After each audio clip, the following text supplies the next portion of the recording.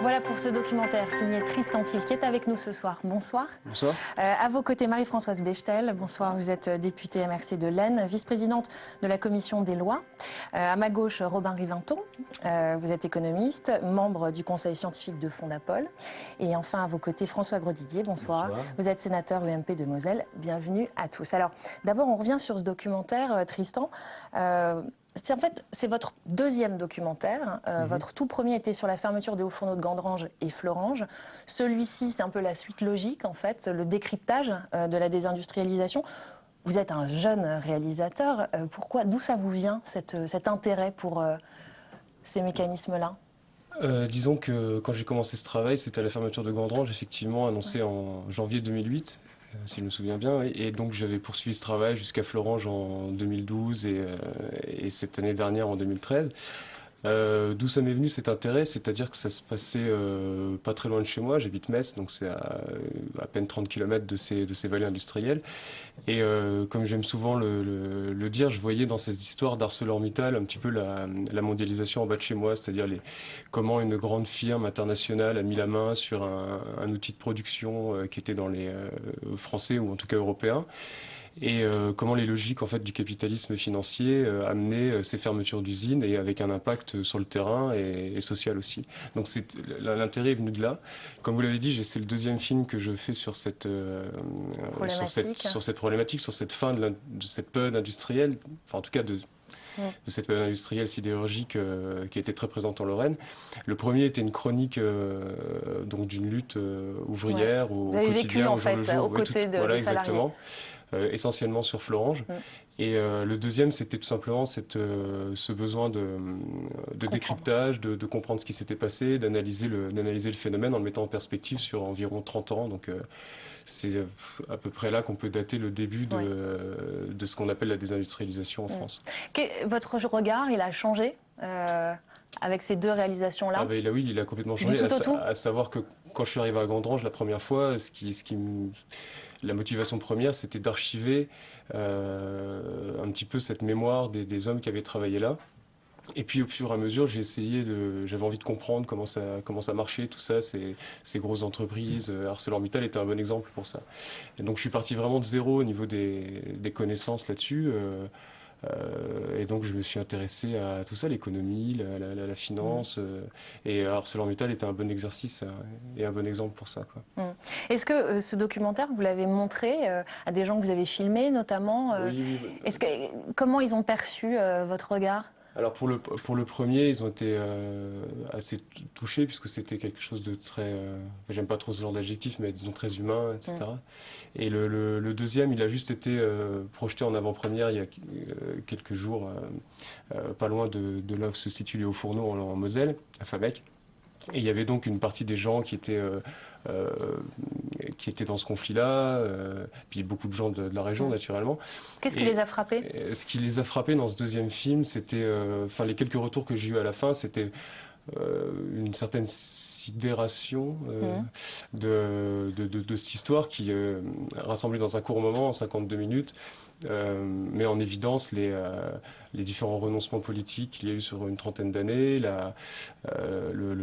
la façon aussi dont Mittal a mis la main sur Arcelor en piquant ils ont perçu différemment la façon dont les choses se sont passées à ce moment-là. Je sais, pas mal m'ont dit en sortant, tiens, on a compris telle ou telle chose sur le fonctionnement de Mittal, sur le fonctionnement de cette grande entreprise, et comment est-ce que finalement on en arrive à fermer une usine qui pensait être rentable, ou en tout cas on a démontré qu'elle l'était, confère le rapport fort de l'année dernière, etc.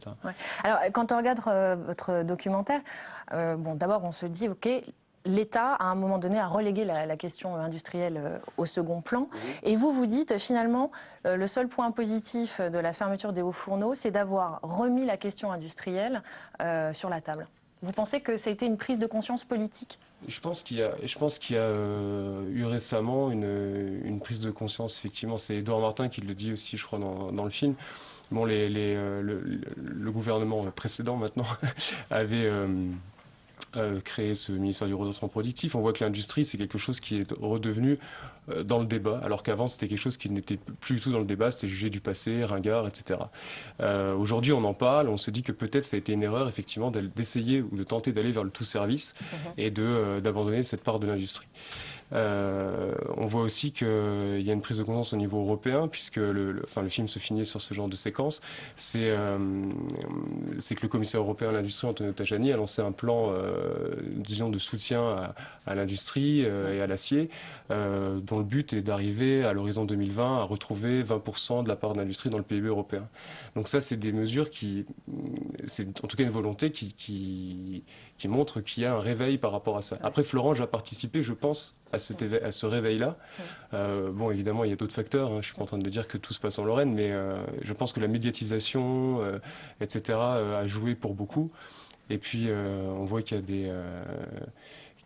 des engagements, je pense à Edouard Martin maintenant qui s'engage en politique, donc avec l'idée d'essayer de changer les choses de l'intérieur.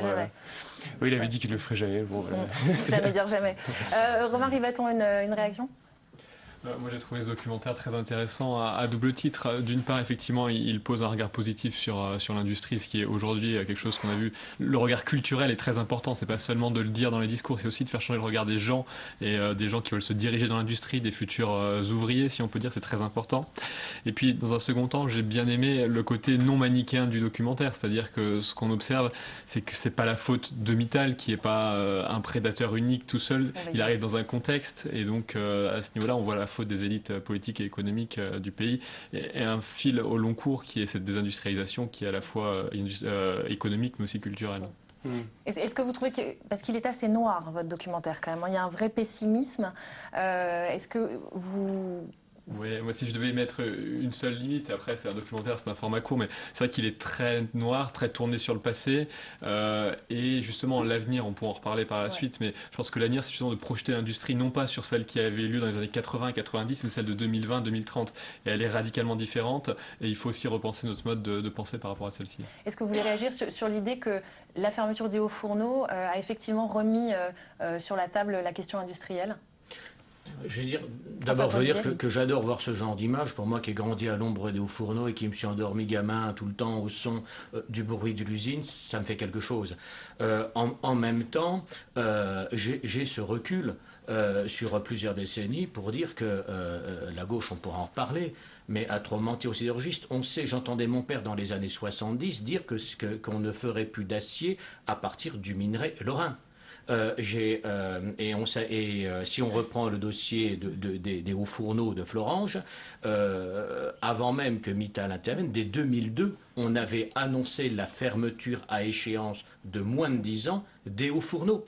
Donc, on a menti sur 30 ans, un gauche-droite confondu. Non, attendez. Alors, deuxième point, je ne mets pas égalité à la droite et à la gauche. Non, deuxième point. On pourra revenir sur chaque dossier où je ne mets pas égalité à la droite et à la gauche. C'est que jusqu'aux dernières élections présidentielles, eh bien, le candidat Hollande a été dans le déni du problème de la compétitivité de l'industrie. Quand j'étais député sous Sarkozy, dès qu'on parlait du problème de compétitivité, on entendait sur la bande gauche hurler en disant qu'on voulait faire des cadeaux aux riches. Et pour moi, qui suis né dans le bassin de Georgie, c'est tout le contraire. Mais quand très objectivement, on voit qu'on n'est pas compétitif, on peut en parler. Alors tant mieux qu'on découvre avec le pacte de responsabilité. Mais sur la sidérurgie, on a deux problèmes. D'abord que les conditions, le minerai, la filière fonte n'était plus viable. La filière électrique, c'est autre chose puisqu'elle vit à partir de la ferraille qui est produite sur le continent. Mais le minerai, c'était plus viable. Et deuxièmement, les conditions macro. Les conditions de la compétitivité n'étaient pas réunies. Alors tant mieux si on essaie de changer les choses, mais c'est que depuis un an, et le fait que la gauche et que les syndicats aient vécu dans le déni depuis des décennies ont compliqué la chose. Je regretterais qu'on tombe dans la polémique parce que je crois qu'on a un accord de fond sur le fait que la désindustrialisation de notre pays a été une tragédie et que beaucoup d'économistes qui avaient pignon sur rue et des dirigeants d'écoles de commerce et des journalistes économiques n'ont cessé de nous répéter depuis 20 ans au moins, en impressionnant beaucoup la classe politique dans son ensemble, c'est ça le fond de l'affaire, que le pays n'avait plus besoin d'industrie. C'était Serge Turup qui parlait des pays sans usines. Et c'était une erreur totale. J'ai passé toute ma campagne en 2012 en disant l'industrie ne doit pas mourir. Elle ne doit... Et je suis très frappée de voir qu'un jeune réalisateur, et je l'en remercie beaucoup, a cette démarche aussi. Finalement, il part de l'humain. il montre très bien le traumatisme humain, et on ne peut pas l'oublier, que représente cette fermeture qui n'est même pas brutale. Mais cette chronique d'un désastre annoncé. Et de là, il passe à l'analyse, il passe aussi à la question européenne qu'on ne peut pas zapper complètement. Parce que les nouveaux enjeux lorsque de le nouvelle génération. D'ailleurs, de Lionel Jospin a voulu faire le statut européen d'Arcelor, il n'y avait aucune raison. Une entreprise dans laquelle le contribuable français avait mis des milliards. Il a décidé comme ça qu'il fallait faire un statut européen, et c'est ce qui a quand même permis la prédation par Mittal. On ne peut pas dire que ça a aidé. Alors derrière, je vous rejoins, Monsieur Grosdidier, il y a en effet la question du marché finalement. Mais je constate quand même, et je suis d'accord aussi avec vous, pour dire que l'industrie de demain n'est pas l'industrie d'hier. Mais s'agissant de l'acier et aussi de la fonte d'ailleurs, vous avez en Italie et en Allemagne une production, vous le savez, beaucoup plus forte que la nôtre. Tout dépend aussi de la demande mondiale. Voilà, alors on va y venir. La compétitivité n'est pas la même. Voilà. Nous allons en parler Italie, aussi. Alors Tristan, vous bousculez aussi quand même certaines idées communes ou reçues, en tout cas notamment sur l'OPA de Mittal sur Arcelor. On réécoute le témoignage de François Introvigne. Je crois que la responsabilité du fait qu'Arcelor soit devenu ArcelorMittal, si on reprend l'histoire, il y a eu des phases de restructuration extrêmement fortes. D'abord, il y a eu une histoire qui se raconte comme ça. Succès de la sidérurgie dans le développement économique, place importante dans le pays. Confort, l'entreprise est belle, l'entreprise est grande, l'entreprise ne craint rien. Mais le vrai problème, c'est qu'on ne s'est pas occupé des actionnaires, parce qu'en France, l'actionnaire, c'est un prédateur. Donc on ne s'est pas occupé de l'actionnaire, on s'est occupé de la performance économique et industrielle. Et Mittal a fait une OPA, alors que les politiques, l'État a financé les restructurations et a financé le coût social des restructurations de la sidérurgie. Donc il y a une grosse responsabilité des politiques.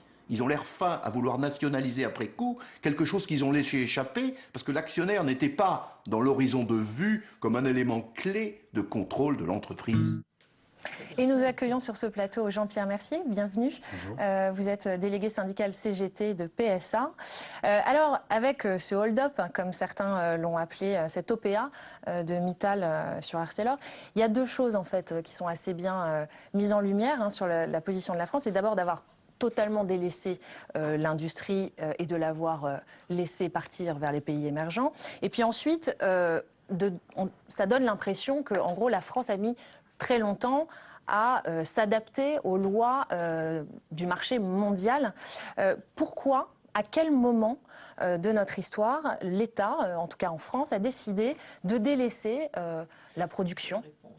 Alors vous allez me répondre, pour aller vers les services. En 1983, quand Jean-Pierre Chevènement a démissionné du ministère de l'Industrie, en disant l'industrie fait encore 30% de la valeur ajoutée dans la production du pays, si nous continuons dans la voie de la libéralisation et de l'ouverture européenne sans frein, nous n'en aurons bientôt plus du tout. Et aujourd'hui, nous avons 12,8% de part de l'industrie dans la valeur ajoutée, au moment où tout le monde est d'accord pour dire qu'elle doit remonter, même le commissaire européen Tajani, qui voudrait la faire remonter à 20%. On est même en dessous de 11 maintenant, 2013, dernier chiffre. C'était 12,8 en 2012, vous avez raison. En 2012, ça a baissé. Allez-y, je vous en prie. Non, je pense, et je pose le débat de façon inverse à vous, que défendre l'industrie, c'est pas défendre le nationalisme et le protectionnisme. Défendre l'industrie, il y a deux solutions. Soit on fait comme Mélenchon et Le Pen, on ferme les frontières, on décide d'une industrie nationale et on construit des trabants. Bon, soit on est ouvert au monde et à ce moment-là, il faut être compétitif. Et c'est pas le politique qui va remplacer l'industriel, c'est le politique qui crée les conditions de la compétitivité qui permet aux industriels de se développer. Même quand et je milite pour développer l'industrie et la recherche. Les brevets sont découverts chez nous à Mézières, à l'IRSID, Arcelor Recherche aujourd'hui. Mais s'ils sont exploités... Pourquoi à un moment donné, on s'est dit, voilà, l'industrie, les usines, on n'en a plus besoin, on va faire autre chose. Il n'y a pas un moment, effectivement, même si ça a été le discours, je suis tout à fait d'accord avec vous, de toute la classe à la fois politique, médiatique, économique, c'était quoi? Une forme de complexe de supériorité qui disait que de toute façon, dans la division internationale du travail, il y avait des peuples moins développés, moins évolués qu'ils resteraient et que nous aurions toujours les activités à forte valeur ajoutée. Les services et le tourisme. Absolument. Voilà mais intrinsèquement, un Indien n'est pas plus bête qu'un Européen et aucun peuple du monde n'est destiné à faire des activités moins nobles. Bon, donc c'est là la grande erreur. Mais par contre, si on veut garder de tout partout. Il faut à la fois qu'on soit compétitif partout et aussi qu'on paye le vrai coût économique, environnemental des transports, ce qui est un tout autre débat, pour limiter et relocaliser. Alors, là, je suis entièrement d'accord avec vous, c'est qu'il ne faut pas avoir une vision nationaliste et protectionniste. Il y a un site à Fos de ArcelorMittal, de Mittal pour le coup, qui marche extrêmement bien, sauf que il est destiné non pas à la production intérieure, mais à l'exportation. Et il fait venir du minerai, non pas du minerai phosphorescent de Lorraine, qui aujourd'hui ne fonctionne pas sur le marché mondial, mais du minerai libérien ou de Mozambique. La vraie question, là où on a perdu le fil de l'industrie, c'est le deuxième choc pétrolier a beaucoup joué. Là, on a raté les plans machines-outils de la fin des années 70 qui ont aussi marqué pas mal l'industrie parce que à la base, il faut aussi des machines avant de penser à produire d'autres objets. Et puis, il y a eu un délitement culturel aussi, c'est-à-dire que les gens n'ont plus voulu se diriger vers l'industrie. L'ouvrier était une condition qui était stigmatisée et stigmatisante pour les jeunes. Dans l'éducation nationale, on a eu un discours qui était hostile à la direction des filières de formation pour les ouvriers et d'apprentissage, des filières techniques et professionnelles. C'est un ensemble, en fait. C'est un ensemble très culturel. Si je puis me permettre, mais vous n'avez pas terminé peut-être. Non, allez-y. Oui. Si je peux me permettre, je suis d'accord pour dire qu'on est venu tard dans notre pays à la question de la compétitivité. Je ferai une petite parenthèse pour dire que le gouvernement Sarkozy n'est d'ailleurs pas venu du tout. Mais il n'a pris aucune mesure. Associé à la réforme de l'attaque professionnelle, qui est une catastrophe. Mais ce que on va y venir. C'est un point essentiel à notre débat, c'est que dans la compétitivité, il n'y a pas que le coût du travail, qui est une réalité. Je vous l'accorde. Il n'y a pas que le coût du travail, il y a le coût de l'euro qui plombe. On n'en est pas là. Et ça, c'est pas du nationalisme. On n'en est pas là. Moi, j'essaye de comprendre pourquoi, à un moment donné, on s'est détourné de ce qui nous permettait de produire et d'exister, notamment avec nos exportations, puisque c'est aujourd'hui notre problème. Pourquoi on s'est détourné de ça et comment? Qu'est-ce qui a pu laisser penser qu'en se tournant vers les services, vers la conception de produits haut de gamme, on allait pouvoir rattraper les emplois perdus La division internationale du travail, qui est l'esprit même du libéralisme économique. Excusez-moi, de temps en temps, il faut dire les réalités. Mais écoutez, vous êtes là, vous êtes syndicaliste, expliquez-nous ça. Je ne sais pas si je vais réussir à vous convaincre, mais je pense que les gouvernements, de toute façon, ils ont accompagné les décisions des actionnaires des grandes entreprises qui sont dépositaires du capital. Et quand un grand industriel comme Mittal ou comme la famille Peugeot ou comme bien d'autres décident de placer leur capital autre part que dans l'industrie ou dans la finance, parce qu'ils pensent que et ils ont sans doute raison, que c'est beaucoup plus juteux à court terme. Tout ce qu'on a vu ces dernières années, c'est que les politiques, gouvernements gauche-droite confondus, ont accompagné ces mouvements et ont essayé de faire en sorte que les fermetures d'usines ou les destructions d'appareils de production se fassent le moins mal possible en termes de colère sociale, et ont tout fait pour écraser l'ensemble des salariés pour qu'ils puissent même pas y répondre. Ils ont eu une position court-termiste, comme vous dites, mais est-ce que finalement les syndicats n'ont pas aussi eu une position court-termiste dans la mesure où les intérêts sur le moment étaient effectivement la défense des salariés, la négociation des indemnités, des plans sociaux, etc. Mais ce n'est pas une vision à long terme non plus, puisque de toute façon les usines ont fermé. Donc parce que le nœud effectivement de ce problème, c'est le dialogue social. On s'aperçoit que tous les conflits ont des issues qui sont similaires, que les usines ferment, la désindustrialisation s'est poursuivie pendant 30 ans. Donc, pourquoi le dialogue social, et on va y revenir encore une fois, pourquoi le dialogue social en France est si compliqué et dur, alors qu'il est, on va dire, plus aisé dans d'autres pays comme... Ça va mieux, mais essayons de comprendre ça. Pour dialoguer, il faut être deux. Et dans le cas, par exemple, que j'ai vécu, la fermeture de l'usine d'Aulnay, on était seuls. En face, ça ne voulait pas dialoguer. On avait non seulement une des familles les plus riches de France, la famille Peugeot, mais on avait aussi le gouvernement contre nous.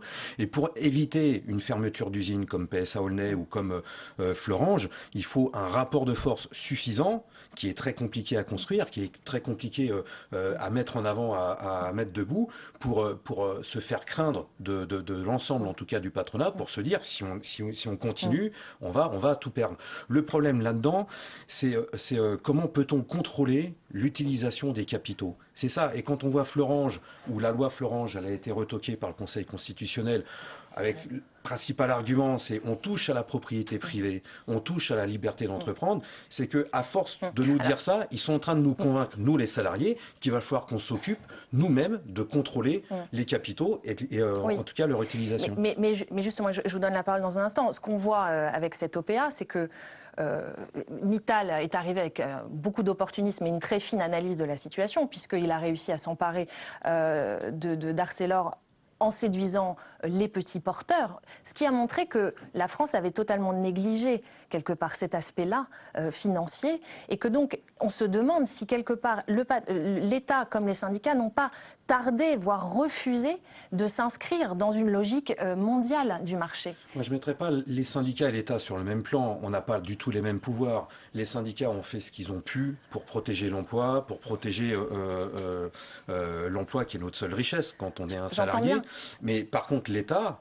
excusez-moi, je vais peut-être vous choquer, mais l'État s'est complètement couché devant Mittal, se couche devant ces grands actionnaires qui décident d'un trait de plume de rayer une oui, mais en usine de la l'occurrence, carte ce que là et de on plonger comprend, une c'est région que dans la s'il y avait misère. eu un actionnaire majoritaire privé ou public, ça ne serait pas passé de la même manière. C'est que là, en arrivant en disant aux petits porteurs, je vous double la valeur de l'action, qu'est-ce que vous voulez qu'ils disent ? Il y a pas eu de volonté politique de la part du gouvernement d'imposer une mesure contraignante à Mittal ou à Peugeot pour empêcher les fermetures d'usines. Parce qu'il n'y a pas de volonté politique vis-à-vis de l'Union européenne, laquelle fait la police dans ce domaine. Vous le savez très bien. Non, mais alors, écoutez, je vais essayer de tirer les problèmes. D'abord, et là je suis désolé, quand les syndicats ne veulent pas considérer des réalités. Et attendez, je vous ai écouté. Attendez, vous m'écoutez. Non, mais je la connais aussi bien que vous. C'est l'occasion qu'on comprenne mieux. Attendez, j'ai une ville où j'ai 40% de chômage dans des quartiers, mais je sais que c'est pas sur des analyses politiques erronées qu'on peut bâtir de l'emploi durable. Or, je vous le redis, que ça fait 40 ans qu'on sait qu'on peut plus faire de l'acier avec du minerai lorrain, et je suis né dans cette terre, et que vous avez jamais voulu le considérer. Ça fait au moins 20 ans qu'on répète, on peut se reporter au rapport Arthuis de 92. Où on sait qu'il faut faire la TVA sociale et faire payer notre protection sociale si on veut la maintenir sur les importations et pas que sur la production et notamment sur le facteur travail. On sait tout ça. Vous avez été, les syndicats, excusez-moi, aussi les partis politiques de gauche, dans le déni jusqu'il y a quelques mois de ces vérités. Non mais la droite a été dans le déni aussi, parce que sinon les réformes... Attendez, on reprendra point par point. L'ATP, on a fait quoi? On a allégé l'industrie. Justement, on a allégé les activités délocalisables pour en mettre davantage sur les industries non délocalisables. Pour toutes les collectivités attendez, sur le plan industriel, c'est une réussite. C'est une technique sur le plan affolante. c'est une réussite. Au nom de la défense de la gestion paritaire, vous êtes toujours opposé à d'autres financements de la sécurité sociale que de faire payer par les cotisations sociales. Et on a plombé nous-mêmes notre industrie en s'imaginant qu'on pouvait le régler que dans un cadre national. Ce que vous êtes en train de dire, c'est qu'en gros, gauche comme droite, tout le monde savait en gros ce qu'il fallait faire, mais que personne ne l'a fait. Non, je ne suis pas d'accord. Tandis que personne ne l'a fait, je ne suis pas à faire le bilan comparé, on n'en a pas fait assez. Alors, là où on peut être d'accord... On va dialoguer aussi. On n'en a pas fait assez, ne dites pas qu'on n'en a pas fait, et Hollande, élu, s'est efforcé d'ailleurs de défaire la TVA sociale pour la refaire aussitôt après, d'ailleurs. Ça, c'est pas faux. Bon, donc, pour la refaire aussitôt après. Et aujourd'hui, on est au moins tous... sur ce constat, je veux dire, de réalité. C'est-à-dire où on s'enferme, c'est une théorie politique on va y venir, l'extrême gauche, ou alors on s'ouvre et on est... Pour la réalité, il ne faut pas regarder la moitié de la chose. Il faut que notre angle soit large. Nous avons, je l'ai dit, un problème de compétitivité du travail. Et en ce qui concerne le mouvement républicain et citoyen et Jean-Pierre Chevènement, nous avons toujours été pour la TVA sociale. Il faut être clair et franc. Nous sommes une voix un peu isolée dans la majorité. Oui, mais bon, nous croyons qu'il y a... Nous ne sommes pas d'accord. Notre nouveau Premier ministre défend la TVA sociale. Qu'il y a un problème du coût du travail. Mais ce coût de travail ne peut pas entièrement reposer sur l'ensemble des consommateurs, ou plutôt des non-consommateurs français. Nous pensons qu'il y a une deuxième question qui est la compétitivité hors coût, c'est le taux de l'euro. Vous savez très bien que la France a toujours fait sa compétitivité en raison de la structure de sa balance commerciale, en jouant sur le franc, comme le fait la Grande-Bretagne d'ailleurs aujourd'hui, et même les États-Unis. Avec l'euro, qui est une monnaie tronquée, extrêmement mal conçue, nous ne pouvons plus jouer sur le taux du franc. Et par conséquent, nous perdons énormément. Je vous rappelle qu'il y a 10 ans, la balance commerciale, un peu plus de 10 ans, maintenant, commerciale française était excédentaire. Attendez, la balance commerciale française était excédentaire avant l'euro, il y a 10 ans. Pour moi, l'euro s'est installé. Elle est devenue déficitaire en 2004. Laissez-moi terminer. 10 ans après, elle est considérablement déficitaire. Et là, je vais vous faire plaisir. Je veux bien que Sarkozy... Je veux bien que la politique de Sarkozy... Je veux bien que depuis 10 ans, la politique de Chirac et de Sarkozy n'ait pas été la bonne, mais aussi qu'il y a eu la crise économique mondiale. Mais il y a eu l'euro. qui explique que largement cette différence. Oui, mais ils n'ont pas la même structure d'exportation. Ils vendent beaucoup plus que nous en Europe. Ils ne vendent pas Airbus et Areva. Des grosses PME très exportatrices. Mais qui ont des niches. Avec un capitalisme familial. Donc le taux leur est indifférent. Donc si on veut oublier cela, on est schizophrène. On ne traite que la moitié du problème. C'est là que nous sommes d'accord. Ni avec le PS, ni avec le MP. Oui, mais il y a quand même des solutions. Je suis tout à fait d'accord avec vous. C'est sur le problème fondamental. On n'a pas que le coût du travail. On est dans une industrie où aujourd'hui, on aurait beau avoir les meilleurs ouvriers du monde qu'on paierait le moins possible, ça ne servira à rien. On ne pourrait pas produire des bons outils, des bonnes machines derrière, parce qu'il faut des machines, des outils, il faut des robots pour efficacité. Ça s'achète aussi. Si vous avez des on va y venir parce que ça, c'est les conséquences aussi de ces choix.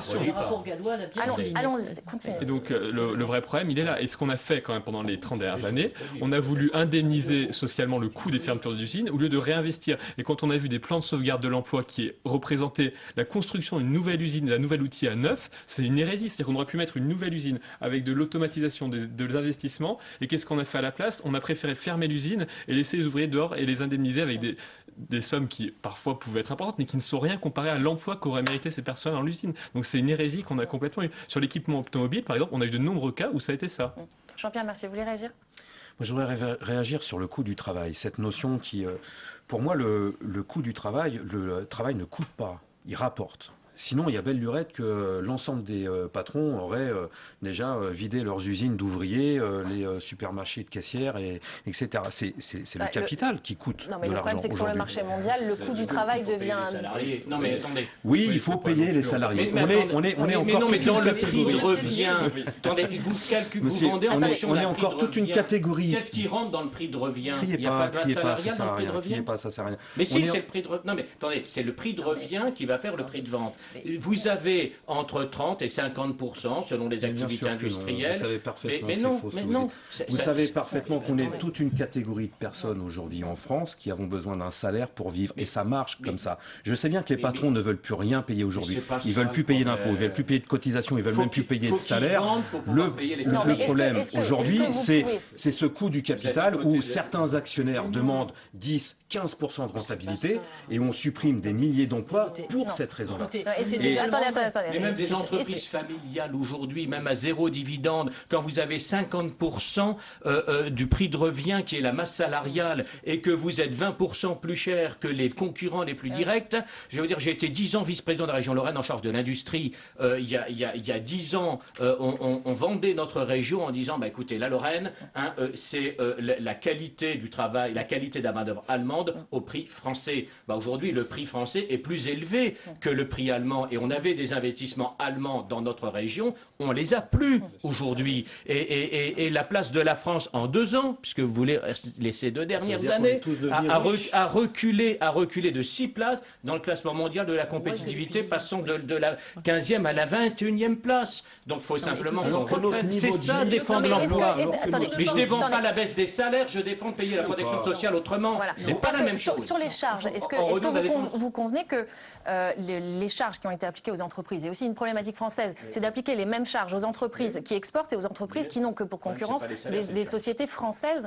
Est-ce que vous convenez que ça a eu une influence terrible sur ces usines-là et sur la façon de... Écoutez, si on prend les 20 ou 30 dernières années, les employeurs payent de moins en moins de cotisations, de moins en moins de charges, pour reprendre le langage patronal, payent de moins en moins d'impôts, et on a vu de l'autre côté que le chômage explose, que la misère explose et que le niveau de vie des salariés diminue. Quand j'entends le discours à l'instant, j'ai l'impression qu'en tant que salarié, le coût du travail a explosé, ça veut dire que je suis devenu riche. Non, les salaires sont bloqués, les salaires sont gelés. Mes cotisations, je les paye toujours de plus en plus pour avoir des remboursements, que ce soit sécurité sociale ou allocation, de plus en plus faibles. Alors qu'on m'explique où est passé l'argent. Oui, par contre... Non, mais on ne parle pas de la même chose. Parce que vous parlez des salaires des salariés.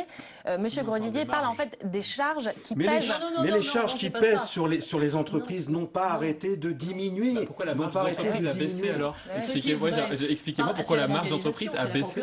La marge des entreprises a baissé, mais les entreprises de CAC 40, elles n'ont jamais été aussi riches. Mais c'est pas les entreprises du CAC 40 qui produisent le riche ont vu leur fortune privée multipliée par les entreprises. Comment vous expliquez qu'il y a de plus en plus de riches et que les riches sont de plus en plus riches? Le CAC 40 fait de l'argent à l'étranger. La question, je parle des gens qui produisent en France. Comment vous expliquez que les PME françaises aient perdu 10 points de marge sur les 10 dernières années? Je vous réponds que, évidemment, je fais une différence entre les grandes entreprises du CAC 40 et les entreprises sous-traitantes, les fournisseurs, les petites entreprises, oui, parce qu'elles sont étranglées exactement de la même façon par les grandes entreprises. Et dans le secteur de l'automobile, c'est une évidence qu'aujourd'hui, les grands donneurs d'ordre, Renault, PSA, sont en train d'étrangler tous leurs fournisseurs, tous leurs sous-traitants de rang 1, 2 et 3, et qu'ils le mettent dans le rouge, bien sûr. C'est l'exemple de Molex. Molex, qui était le fournisseur pratiquement de PSA, qui a crevé. Et c'est Peugeot qui a fait crever Molex. Intervenir ici, vous avez, je crois, deux sujets un peu différents.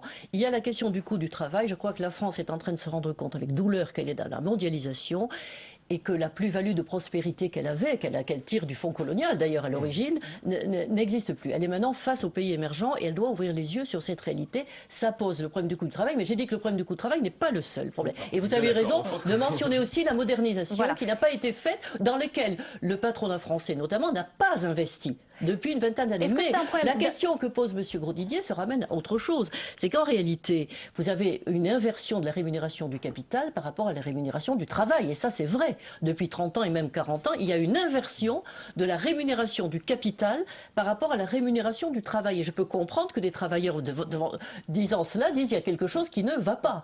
Et ce qui ne va pas dans la rémunération du capital, vous le savez très bien, c'est la vague libérale reprise au vol par l'Europe vers la mondialisation, l'économisation financière, par l'oubli de l'économie réelle. Vous avez des entreprises dans ce pays, quelquefois de petites entreprises, qui investissent valeureusement. J'en ai une sur mon territoire, l'entreprise Roquette, qui est extrêmement performante. C'est une famille du capitalisme du Nord qui investit et n'attend pas de retour sur les actionnaires. Elle investit dans la recherche. Ça, c'est le capitalisme réel, c'est l'économie réelle. Mais si vous attendez avant tout un retour sur actionnaire, c'est vrai que vous ne pourrez pas résoudre de problème. Alors, et vous savez bien que c'est aujourd'hui la vague dominante, notamment à travers l'Europe et la Commission européenne. Justement, les investissements, il y a eu des investissements ces dernières années, mais est-ce qu'il n'y a pas eu un problème de destination de ces investissements? Alors non, il y a deux choses qu'il faut reprendre en France. C'est-à-dire que l'investissement des entreprises par rapport au PIB est le pareil que dans les autres pays. Sauf que la question, c'est la qualité des investissements qu'il y a derrière. En France, on a un secteur financier très puissant qui achète de l'immobilier. Je suis désolé, mais ce n'est pas de l'investissement productif et ce n'est pas en achetant des immeubles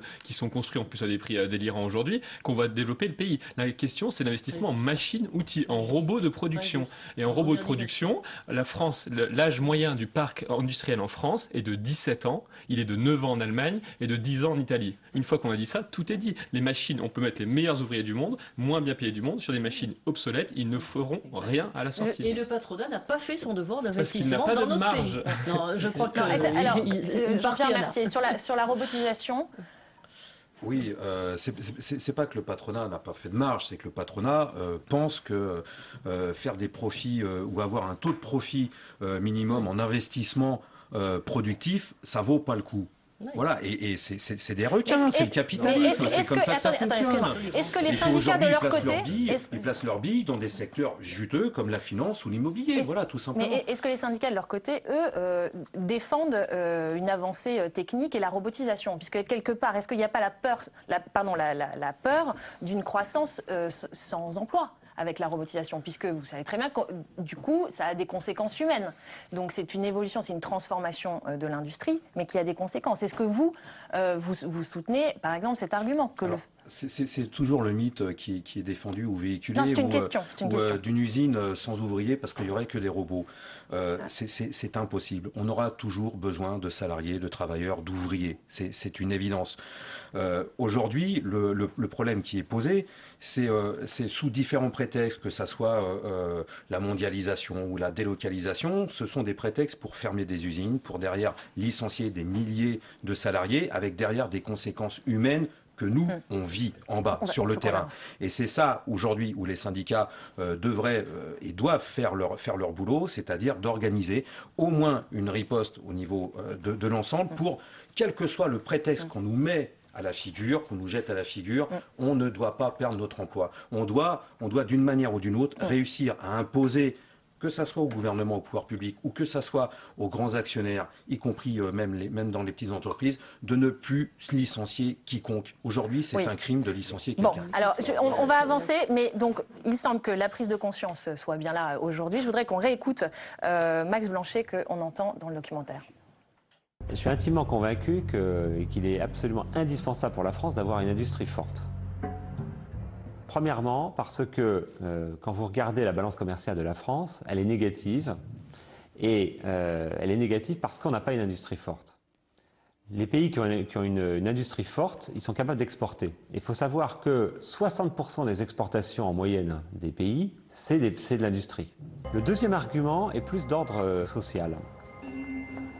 Dans les services, vous avez des services très spécialisés, type conseil, engineering, informatique, dans lesquels il y a des emplois très très qualifiés, donc le haut de la pyramide. Et puis vous avez aussi beaucoup d'activités de services qui utilisent beaucoup d'emplois très peu qualifiés. Et l'industrie est complémentaire par rapport à ces deux pôles, en ce sens où elle emploie des emplois relativement moyennement et voire qualifiés. Et donc de ce fait, ça fait un complément par rapport aux services. Donc si vous supprimez l'industrie, eh bien très très vite, on arrive à une polarisation finalement de la société entre des gens qui sont très qualifiés et finalement qui gagnent bien leur vie, et des gens qui se paupérisent et qui ont de moins en moins de travail à valeur ajoutée, qui n'arrivent pas à gagner leur vie, et on affaiblit totalement la classe moyenne. Alors voilà, bon, on a conscience aujourd'hui qu'il nous faut une industrie, qu'il faut produire pour exister sur la scène internationale et puis aussi pour avoir un pays fort. Une fois qu'on a dit ça... On est tous d'accord, tous les cas, là-dessus. Nous sommes tous d'accord. Donc par exemple, aujourd'hui, est-ce que le pacte de responsabilité aujourd'hui, qui est en négociation, répond à certaines exigences aujourd'hui? Le pacte de responsabilité va dans le bon sens tout en étant insuffisant. Et il faut aller... c'est pas en opposant le capital et le travail. Je veux dire, pour moi qui suis un vieux gaulliste et qui veut les associer, je trouve ça une hérésie. C'est pas... Il y a aucun propriétaire d'une entreprise industrielle qui décide comme ça, je vais faire crever mon entreprise pour investir dans l'immobilier. Simplement... Simplement, quand on crée dans notre pays les conditions de la non-compétitivité de l'industrie alors qu'elles existent ailleurs, mais qu'on va simplement créer les conditions de la compétitivité ou d'activité purement financière ou de l'immobilier ou d'autres choses, il ne faut pas s'étonner de ce qu'à ce moment-là, les investisseurs continuent à investir dans l'industrie, mais ailleurs et pas chez nous. Donc le problème, c'est de recréer ces conditions. On avait commencé, le pacte de compétitivité y contribue. Et ce n'est pas non plus le problème de l'opposer, pas plus que le capital et le travail, pas plus que la main-d'œuvre et le robot. Ça va ensemble depuis l'aube de l'humanité. C'est la machine qui permet à l'homme de se décupler. Si on avait encore... Non mais attendez, quand on a inventé la roue ronde qui a remplacé la roue carrée, il a fallu moins d'hommes préhistoriques pour tirer les menhirs. Jean-Pierre Mercier, le pacte de responsabilité aujourd'hui, il est en discussion. Je rappelle que le pacte de responsabilité, c'est moins de charges sur le travail, moins de contraintes sur les activités, et puis plus un meilleur dialogue social. Donc c'est quelque chose qui est en train d'être discuté avec les partenaires sociaux notamment. Vous en pensez quoi? Je pense que ça va dans le sens de la demande, qui répond à la demande du patronat aujourd'hui, du MEDEF, qui est encore... Vous n'avez pas l'impression que c'est aussi quelque part que de toute façon... Quand on voit ce documentaire, on comprend bien qu'à un moment donné, le compromis doit être partagé et que la responsabilité doit être partagée. Pour la survie des emplois, peut-être pas tous, effectivement, mais... Écoutez, nous, on est salariés, on est responsable de rien. On nous demande de venir travailler tous les jours pendant 8 heures, on fait notre boulot, et après on nous dit ça marche pas, on vous licencie. Voilà. Et c'est toujours les mêmes qui payent et toujours les mêmes qui s'en sortent.